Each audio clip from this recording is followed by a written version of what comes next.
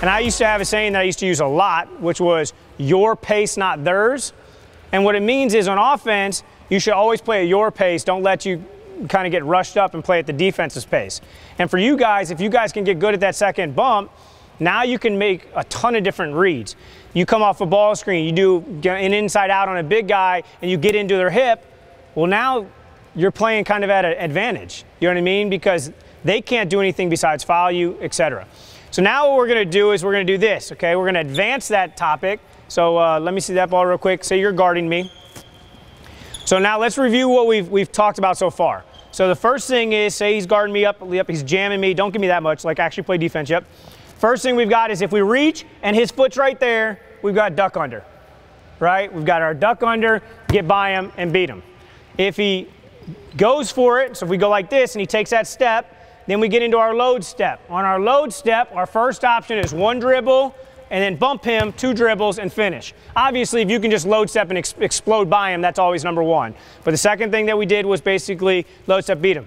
Third thing we did is if we load step and we beat him and there's a secondary defender coming over and he continues to come, we bump him, hop to space, keep the ball protected and shoot a little fade. So now we've really got kind of 3 reads or 3 kind of skills. Now, we obviously need more than that. So the next one we're going to do is what happens if somebody's really getting physical with you? Okay, really getting physical with you and jamming you. Okay, what we're going to do is a skill that Lou Williams, James Harden, a bunch of these guys have got really good at, which is drawing a foul. So now you're guarding me, forcing me this way. Okay, I go in my first dribble, I'm going to go out. Okay, so maybe I don't feel comfortable with just beating him hip to hip. So I go out the first dribble, and then I take a quick second dribble and then get fouled. So this is how they do it, okay? So if I'm right here, again, he's right there guarding me, and he's playing. What I want to do is I'm going to play live and you play live, okay? And I want to show you guys a couple different reads. So here we go. We're live. Don't give me that much. Yep, right there. Okay, we're live, you and I. Okay, first thing, if his hand was right there, what would most NBA players do? Circle sweep, right? So now if I want to get his hand off, I just go like this. What does he do? He backs up. Now I take off, boom, get into him. Now I got the foul, okay, or the finish. Second read, I'm right here, same exact thing. If his hand's right there, I'm trying to, hey, foul. Boom, now I'm getting his hand off of me. Okay, you guys are gonna learn these little tricks. He's there, boom. Oh, I'm gonna foul him out real quick. His hand's right there, boom, bang, now I'm gone. Hop, and now I got my fade. Okay, so you see how we're now manipulating the defense. Now we're here, again, he's getting cooked. Okay, we're sitting there, boom, oh, we reached and went under him. Do you guys see how we're just reading him? It's simple. Okay, he's still guarding me. Same exact thing. This time I go this way, oh, bang, and I'm by him. You notice that, like, for him, he's at a loss of what to do because if he jams us, he's going to get a foul. If he plays off of us, we're going to have a ton of room to operate, so he's really in trouble, okay? The only one is, if he gets more physical, we're going to do the and one, which is play me defense, okay? Like, actually try to stop me. Who's the best defender in here? Come up here. You come up here. Okay? Check up. You're guarding me, okay? Forcing me that way. Oh, okay. Yeah. You ready? All right, so if he's right there, first thing we're always doing is looking for that. You see how you can move a guy from just simple stuff. You're still guarding me. Okay, I'm here. Boom, boom, and stop. Do you guys see how much separation you can get from doing nothing? He's so scared of me right now that he's 3-4 feet off of me. Now I can make passes, I can make plays. I'm not breathing hard, I don't care. And in a game, I would shoot this every single time, okay? So now, if you're the best defender here, you gotta play defense, okay? He's here, you go like this, boom, look under, bang, I'm gone, and stop.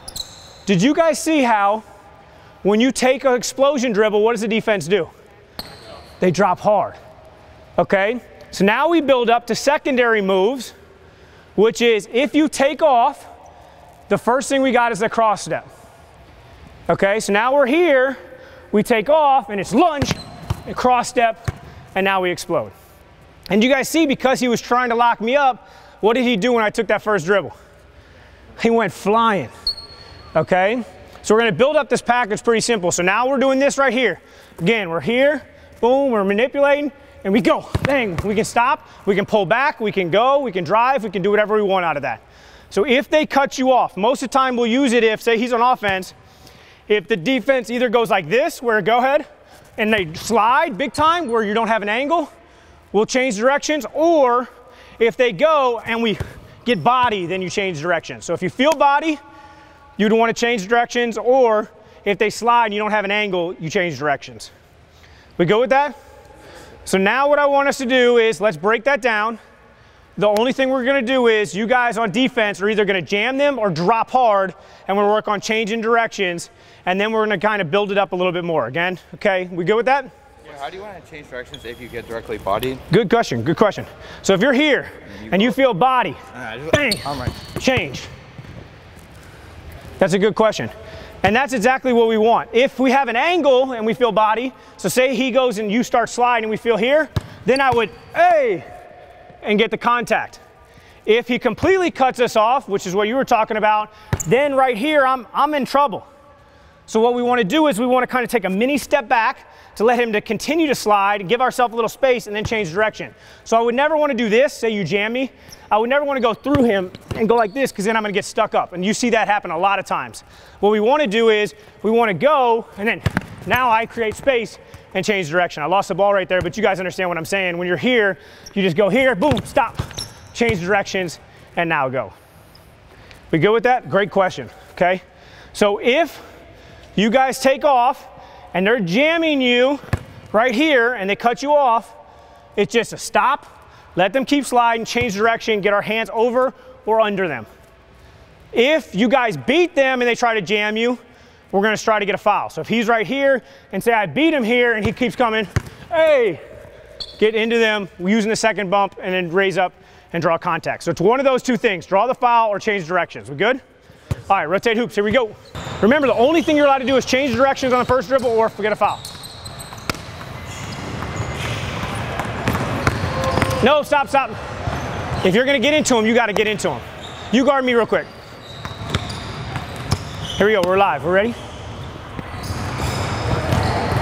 Hey, foul. Bang, do it again. Hands out, foul. Bang, I'm gone. Hey, you see what I'm saying? Like, you just gotta get into him, get into him. Here we go.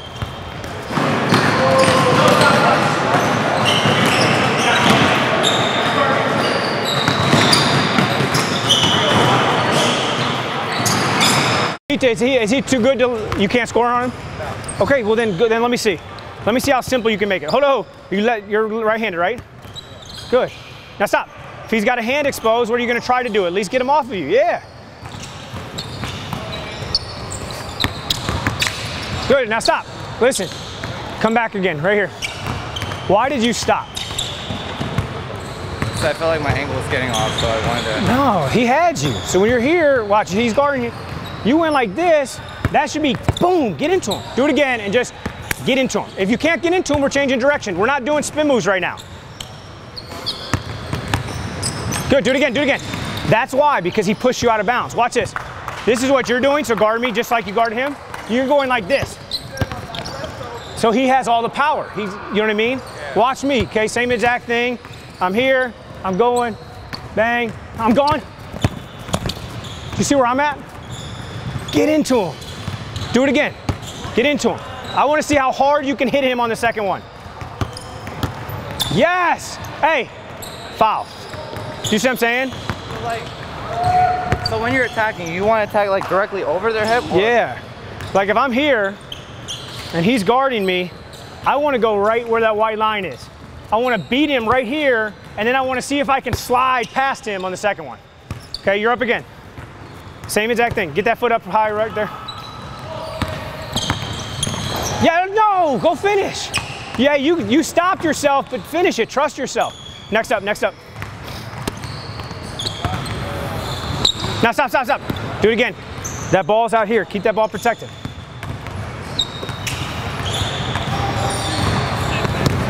No, no. You have a layup. Take the layup.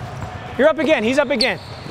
Yo, take the lay. We're not allowed to do setbacks. We're only allowed to finish at the rim or change direction. Keep the whole, stop, stop. Do it again. I'm guarding you. I'm guarding you. Come here. You're up on offense. Grab that ball. Grab that ball. Let's go, let's go, let's go, let's go. I'm guarding you. Ready? Here we go. Now stop. Do you see how me going like this messes with you? Watch this. You guard me. Okay, you ready? Try to lock me up. I'm not worried about you because the ball's back here. Do that right there. Don't let it. Hey, if he exposes the ball, slap it out of it. Here we go. Keep that ball back. Yes, now you're in better position. Yes, get into him. Finish it. Hey, that's really good. Really good. Now stop. Face up. No, face up here. Yeah. Good. Go finish that. Hey, if you would have just went up, they would have fouled you. Nice. Hey, great job. Great job. Yes. Again. Yeah. You're up again. Let's go. Go again. Now he's going to get his hands off of you. Good. Finish that.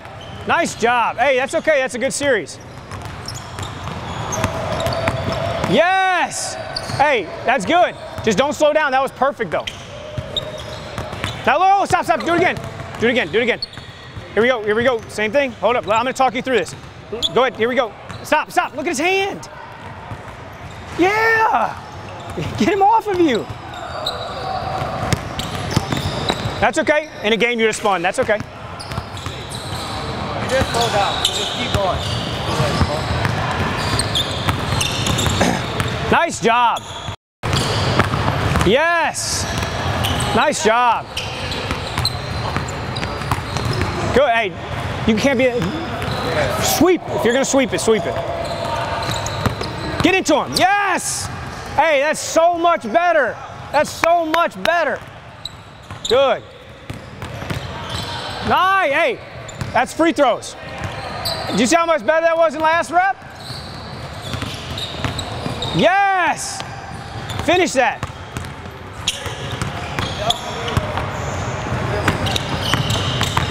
No, two dribbles. Coach, if he's backing up all the way, how to shoot it? You would in a game, but right now I want you to work on this stuff. Great finish.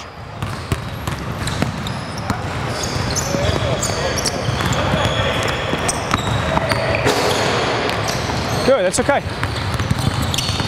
Obviously, I'm going to bring some new stuff, but what we're going to do is we're going to work on a ton of moves that I think are going to help you out. Now, one of the things that I've kind of changed from previous years when working with my guys is now we more build up packages. Okay, so instead of throwing out 10 different one-on-one moves and you guys have to kind of figure out which one is your go-to, what we're going to do is we're going to lock in on certain packages, which means you guys will have different reads and options so that you have like a plan. You know what I mean? Because I know a lot of you guys hit me up last year after the camp and said, hey, I love the moves, but now I got to figure out which move to use when. So now what we're going to do is we're going to have basically 3 big packages that you guys can have so that you guys know you can go to it. So it's, hey, this is option 1. If the defender backs up, this is option 1. If the defender jams you, this is option 2. If the defender jams you and then cuts you off, this is option 3, and so on. So we build up not only one-on-one moves, but then finishing options out of it, mid-range options out of it, so that you guys have a kind of a whole plan of attack. And if you guys think about it, when you guys think of Dirk Nowitzki's one-on-one stuff, what is the first thing you think about? 1-foot fadeaway, right? When you think of James Harden, you think of probably 2 things. 1, you've got his nasty step back, and 2, you've got his kind of finishing packages, which is either the sweep foul or kind of Euro step stuff. And what I'm telling you guys is these guys go to their shit all the time. And so we've got to be able to give you guys something that you guys can go to all the time. What I need to do is, can I have you come up and guard me real quick? So we're going to do a drill right off the bat to help you guys out to get this back foot trigger action and just get it really going, okay? And so I'm going to have him force me left right now because I'm a right-handed player. Who in here is left-handed, just so I know? So we've got a couple guys. We're going to do the series both ways, so it doesn't really matter. But just know that everything that we're doing, you'll probably more favor going to the opposite side because they're going to favor you going to that opposite side. So if I'm right here, and maybe not force me as much, but just turn a little bit this way, keep coming, no, other way. Yeah, like that, because nobody will give me that way. I'm going to be in a trigger step stance. So that means my front foot is flat, my back foot, I'm on my toe right here, okay? If I'm rocking like this, most of the time what we do is we fake and the ball hits our foot at the same time where we go like this. The problem is now I can't explode, right? So most of the time when we do fakes, we're constantly bang like this, and bang, and all of our dribbles are hard dribbles. What I want to do is teach you guys how to breathe properly, okay? And that's a very little detail that's going to make a huge difference. And it's something I normally don't share with like high school level players, but I do with the upper level high school level players because I know that they're going to use it. I think since you guys are a good group, I can show you that. So when you go between the legs, what's going to happen is you're going to go between and then you're going to rise up just a little bit. You're not going to get out of your stance, but you're going to rise up a little bit and kind of load up your chest. After that, you'll notice I'm on my toe, and I'm going to fake a drive by doing that right there. So it's here, and then fake. Here, and then fake. So notice I'm up, and then I come down in my stance, and then my whole body flinches to act like I'm going. Now, when you take off in a game, a lot of times you swipe somebody's hand, so we're going to fake that as well. So I'm here, and then fake. Here, bang, and then fake there. Eventually, what we're going to do is we're just going to take off downhill and then be able to make a play and finish, okay? That's the first part of the package, okay, is just a straight put him to sleep. So most of you guys, if he's guarding me, would go like this, and if you see you have an opportunity, you would take this step, get in a long stride, and then have to really load up, and he'd be able to catch up with you. Whereas now what we're going to do is we're going to play forward, so notice my chest is over my knees at the end of this hesitation, and now I can really, boom, get by him, throw my shoulder into his hip, and explode by to the rim. Does that make sense? Okay, so let's try this out. So everybody spread out a little bit. We're going to get through this because this first part is actually going to be a lot harder than you think. Okay? So can I have everybody just do this? Go from right hand to left hand. So if I'm right here, you're going to go right hand to left hand. Boom. This front foot's going to be flat. This back foot is going to be on your toe. All right? So one dribble between the legs and then freeze. Ready? Go. And stop. Now, everyone should be on their toe, on their back toe. Now, what I want you to do is, with your right foot, I just want you to kind of wiggle it right there, okay? And get that thing firing. If you can't get that thing firing, you're not going to be ever fast, okay? Good. Keep it firing. Keep it firing. Now what I want you to do is I want you to drop down. So I want you to drop down right here. And I want everyone to flinch forward. That's the fake that is going to sell that you're going downhill, okay? So now let's do this again. Now we're going to go step 1, 2, and 3 together at the same time. So you're going to go between the legs. Take a breath, and then drop down and forward, okay? We ready to try that out? Go. Good, now stop. Did you notice how most of you guys just went like this and just dropped? It was hard for you to go here, bang, bang. So I need you guys to really fire back and forth, and the biggest fake should be the one forward, okay? The biggest fake is the one forward. Why? Because it sells the drive. Selling the drive, right? So we got to sell the drive. So now I want you to do the same thing, the heavy emphasis on forward drive, okay? So when we're here, just load back and then forward. Here, back and forward. Throw that shoulder. All of you guys have done this before. All of you guys have walked up to one of your friends at some point and went like this and acted like you were going to hit them to make them flinch, right? You do that just to mess around because we're guys. When you're here, think about your shoulder doing the same thing. My shoulder is doing that. So if I'm here, bang. That's the exact same fake right there, okay? That's what I want to see. We ready? Let's try it out again. Go. Good. Now, some of you guys move that front foot when you faked right here. That's going to slow you down. Keep that front foot flat, and the back foot is where the explosion's happening. Let's try it again. We ready? Go. Good. See how that front foot moved? Keep that front foot down. Let's go again. I want to see everybody keep that front foot down. Once you go between, front foot's down, and then back foot, and then throw that shoulder so that we can act like we're driving. We ready? Go. See that front foot move? That's right. Most of you guys are moving your front foot. We ready to try it out again? Coaches, will you guys just help them out if they're moving their front foot? Just make sure that they keep that back and go off their back foot. We ready to try it out again? Go. You feel that front foot? Keep that front foot down. Keep that front foot down. Let's go again. Ready, go. Good, that was good, that was good. Ready, go.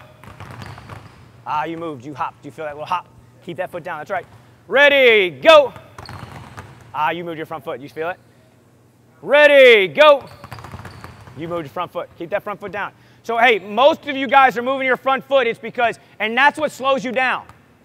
Most of you guys probably wonder why you don't have a quick first step. It's because you're playing on your front foot instead of your back foot. Everything should be on your back foot. Think about this. When you do a hezzy jump shot, if you step forward, they're not going to drop. But if you push off the back foot, they're going to drop. We always should play off our back foot. Okay? If you're off balance in the post, it's because you bump with your front foot, and now they pull the chair. If you play off your back foot, then you're never going to be off balance. So every time we do anything, whether it's finishing, whether it's driving, whether it's playing one-on-one, we always want to be on our back foot so that we have that power to explode by him, okay? So here's the drill, okay? Here's the drill, and this is going to be a little fun for you guys. You guys are going to get to here, so let's have you come up here. Put your 2 feet right here, okay? Yep. Say I have the ball right here. I'm going to be just outside his hips. I'm going to be behind the three-point line. He's going to have his feet on this. He's going to try to cut me off, okay? So I'm going to go like this, and I can fake it or I can go, but when I go, I get one dribble to finish downhill and finish at the rim. So if I go like this, boom, and say I put him to sleep and take off, he's going to try to cut me off, but I get one dribble to go finish. The other thing that can happen, so if he stops me, so say he goes like this, and he reads me and he cuts me off, bang, he gets a point. If I do not finish the ball in one dribble, he gets a point. If I go like this, say he put his feet back on those two, if I go like this and beat him this time, bang, he keeps coming, but I finish it, I get a point. And the only other scoring thing is he's got his feet both on those lines. If I go like this and fake him and he goes and moves, then I get a point as well. So we get a point for putting him like faking him, okay? So you're right there. Me and you are going to do it once, so you got to have your feet on both of those. Ready? And stop. Do you see how realistic that looked? And that's why he took off. Let's try it again. You're all right. So I'd have one. Oh, yeah, got him again. And you guys see how nasty that is? Because in the game, if he took like that, I'd be able to pull back into a 3. And then eventually what happens is he gets a little bit smarter. Put that foot on there again. Right there and right there. And he's here and he sits on it. Got him again. I had no intentions of ever driving. But he thought I did, and that's all that matters. Okay? And eventually what you do is, you ready for one more time? Yeah. I'm here, and then bang, look at how easy that was. He was froze. Do you guys see how changing speeds off your back foot's going to work? Because then the defender's in a guessing game. I'm not going to overreact, and you're like, thank you, straight line drive. Then he's like, he's not going to straight line drive, and you're like, boom, crossover, pull up. Okay? It's one of my favorite things you can do, but we're going to do it live right away because otherwise you guys are just going to do this, and that's not going to work. It has to be the back foot, pushing off that back foot, throwing that shoulder. And notice one other thing that makes the drive more realistic. If I just do this right here, you're not going to believe I'm going. But when I go like this and swim my hand, he thinks I'm going to fight over top. So I always put my hand up to sell I'm driving, because even if I don't, then my hand's at least up. And then I also can do that right there because my hand's high. Here's a drill I do all the time with my pros, okay? I have to shoot threes. The only thing I can do is shoot threes. I cannot drive. Your hands are on your hips, okay? Remember, I can't drive, so there's no reason you should be back there. You're right here, okay? Okay, you cannot cross the three-point line, though. Hands are both on the hips like this, okay? Here's how the drill works. If I pull up and shoot and make a shot, I get a point. If I pull up and shoot and miss a shot, you get a point, okay? If you block my shot, you win the whole drill. And if I hezzy and get your hands to lift off your hips, I get a point, okay? We're going to play to 7, so let me get you down there to rebound. You ready? So basically, the way to win the game for you is block my shot, okay? I'm only allowed to go from this elbow to this elbow, shifting, and then I can just pull up and shoot, okay? Hands are on your hips. Don't be grabbing you up right there, okay? You ready? So I can just shoot anytime. That's one. And stop. Why did you hezzy like that? Why did you go right there and react? Because it looked like a shot. Now, we're not actually playing to 7. I didn't need you. I just set him up because I knew I was going to make him jump. Because I've got a good hesitation. I've worked on it. But imagine if now you're on defense, and imagine I'm shifting, boom, boom, and now, boom, again, got him. Do you see what I'm talking about? That's what hezzies are. It's when you're going full speed, and then you stop, and your eyes go up, and the defense reacts, and they lift their hips up. So now twice I've got him already, and I've taken maybe 4 or 5 dribbles. That's what a hesitation does. But you've got to sell it.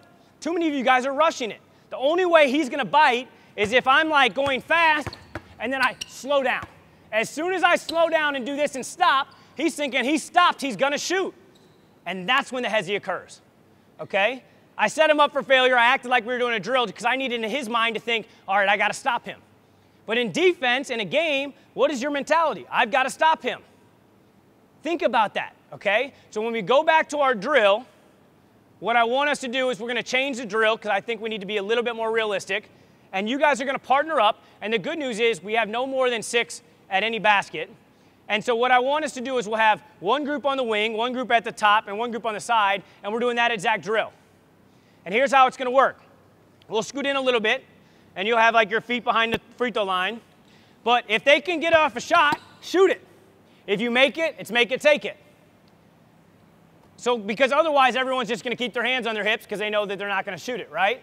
So if you shoot it and make it, you get a point. If they block your shot, you lose. If you hezzy, boom. So if I'm right here, sometimes I might just shoot because you notice now his hands are down because he's like, I'm not about to look stupid again. So now you got to go back and forth and keep them honest. Okay? So now I'm here. We're same drill. This is actual live drill. I'm here. Boom. Boom. You notice how easy that would have been a shot? Because he doesn't want to look dumb. That's what you got to do in a game. Is you got to instill that fear into the defender of he doesn't know if I'm going to shoot or hezzy. And think about how hard it is to guard Steph Curry. What are you thinking when Steph comes down the court? Don't let him shoot a three, don't let him shoot a three, don't let him shoot a three. So if he gives you this, where do you go? You're not shot fake discipline. You get up in the air or you get off balance, you do this, and then he gets into his shuffle series and it's over. So the new drill is going to be hands on the hip, and you're live, and you're trying to either make a shot, it's first 1 to 3, you get a point for a make, you get, obviously, if you miss a shot, then the defense goes to offense. And if you get a hezzy, it's a point. So the only way you can score is by making a shot or getting their hands off their hip. We good with that? So no defensive points this time. But if you block a shot, you win the game.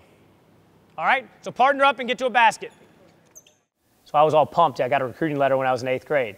A lot of you guys know that if you get a recruiting letter when you're 8th grade, it's just bulk mail. But at the time, I was like, Bradley wants to offer me a scholarship. That's what I thought, right? And so I opened up the letter and was thinking it was going to be like a handwritten offer. And it was just a quote that was typed up that they probably sent to 1,000 other kids. But it said, the image of a champion is someone bent over, dripping in sweat at the point of exhaustion when no one else is watching. That was my first recruiting letter, so I was like, boom, slapped it right above my bed. And the crazy thing is, what I thought about is, if you think about it, think if you can get to, it's easy to work hard when people are pushing you. It's easy to work hard when people are watching you. Well, most players don't work hard in those what I call unseen hours, the hours where no one's watching you. You know what I mean? Like, it's easy to cheat a rep. It's easy to go check your phone and see if anybody's texting you, tweeting you. It's easy to kind of slack off. But, like, those guys that, like, are just, like Russell Westbrook has it.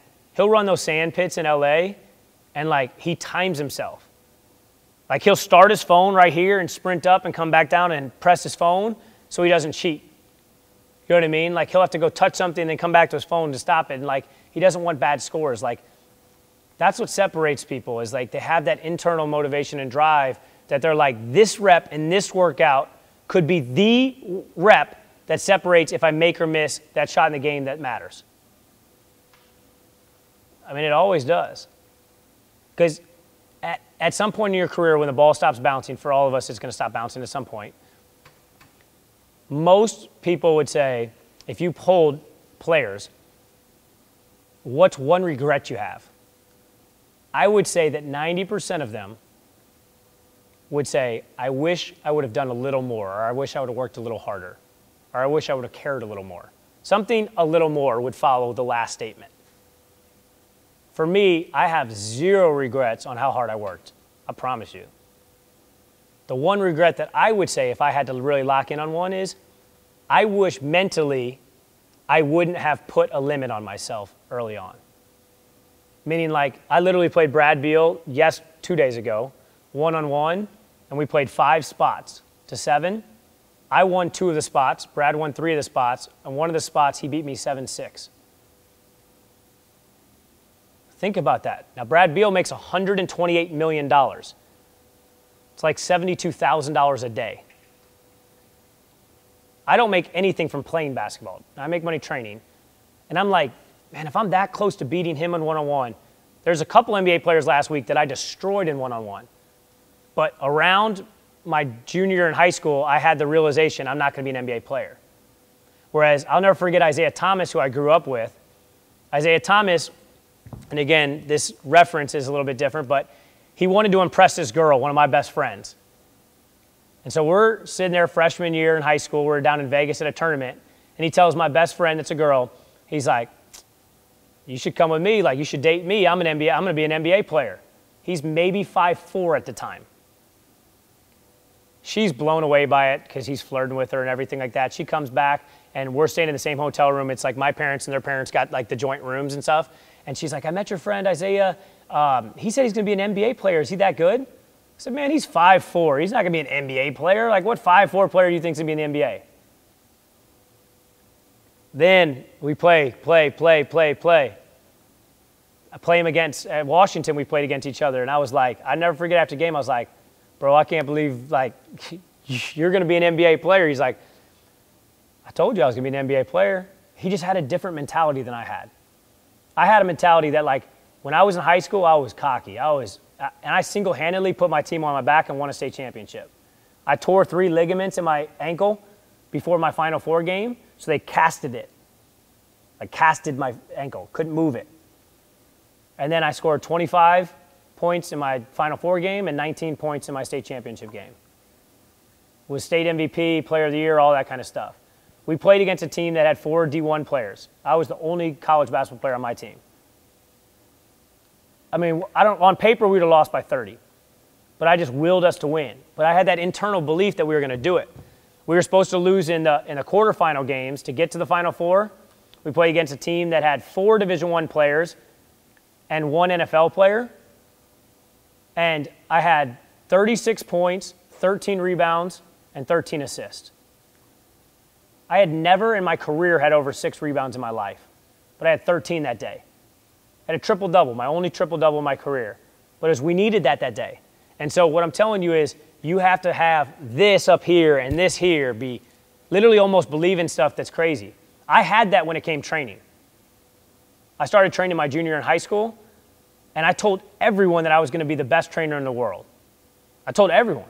I used to go to like the Nike Skills Academies, and I was like not even working the Nike Skills Academies. I was just there to learn. And I'd be like, all these other trainers don't have anything on me. I was cocky. I was arrogant. But then eventually my results started piling up. And it was like, dang, Andrew Wiggins improved his three-point percentage by 7%. Dang, Joel Embiid did stuff that only Wilt Chamberlain did in his rookie season. Dang, Andrew Wiggins, rookie of the year, blah, blah, blah. Zach LaVine went from 29th in the mock drafts to got drafted 13th to now averaging 20 points a game. A lot of you guys don't remember, 3 years ago, Zach LaVine was sitting on the bench at UCLA. Now he's a star. So eventually you get those results. That's the only way you can judge a trainer. And so I think that you have to have that internal confidence and belief that, like, I call it unbreakable faith, where it might bend, it might kind of crack, but you never break. It just always is there that you know it's going to happen. And eventually you kind of speak it into existence and believe it into existence if you work and put in the results to get those results happen. Yeah, so I mean, I think that becomes what area you're in, doing your research, and then 2, just going to things like this. Like for me, like, obviously you guys know this, the guys I named had one thing in common. They're all like the best player in the class, right? And so I turned down NBA players, so obviously I turned down a ton of high school players. I think that too many people prioritize what people do on their resume when the truth is you have to master the basic skills. Like, we were talking about this last night. We had a little barbecue, and like a lot of players hit me up because they see my Instagram page and they see me working with tons of NBA guys, and they see the results. But the truth is, a lot of the things that I do with them are so high level, like the nuances, like for instance, that hesitation drill I did today, you guys would have got that a lot better if you had trained before with other trainers. You know what I mean? So I wouldn't focus on getting the biggest, best trainer. I would focus on like getting somebody that really believes in you, cares about you, and gets that foundation down, and then go to a couple camps and stuff like that, reach out to different trainers on the internet, and kind of figure it out, you know? That's what I would do. I just think too many people put all their emphasis on others, you know, just because like right there, in my opinion, that was asking like, how do we get somebody to push us instead of like, how do we push ourselves? You know, I had no trainer because I had no money. You know what I mean? So like my mom's like, oh, you need a shooting coach? Great, I'll come rebound for you. You know what I mean? If you're missing left, stop pushing it left. If you're missing it right, stop missing it short. You know what I mean? Like so-and-so, like you just figure it out. So that's what I would do. I would find a local trainer that believes in you, somebody that cares about you. Don't look at their resumes. You know what I mean? Because I promise you, like the day, if I got LeBron James tomorrow, the media would be like, dang, he's the best trainer in the world. He is the best player in the world. That doesn't change who I am or what I know. It just means I have one more player that's on my resume. You know what I mean? There's a lot of, my biggest mentor is my high school coach. In my cell phone, probably have 25 out of 30 head coaches in the NBA's numbers, and I probably in the last 2 weeks have talked to 20 out of the 30 head NBA coaches.